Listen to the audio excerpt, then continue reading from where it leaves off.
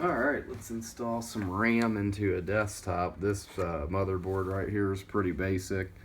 Not the greatest motherboard. We only got 2 DIMM slots available. Usually the better motherboards will have at least 4. Gives you a lot more options as far as what you can do.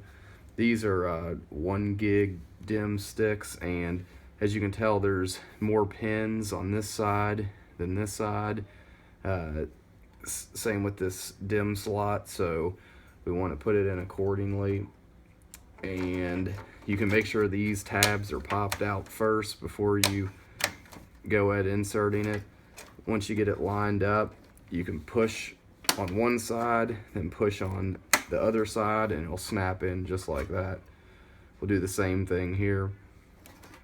Probably want to make sure that you're not wearing static clothing or ground yourself on a light switch or something that's grounded in the house.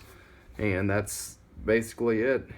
Clip them in there and hook up the desktop, test it out, and should be good to go.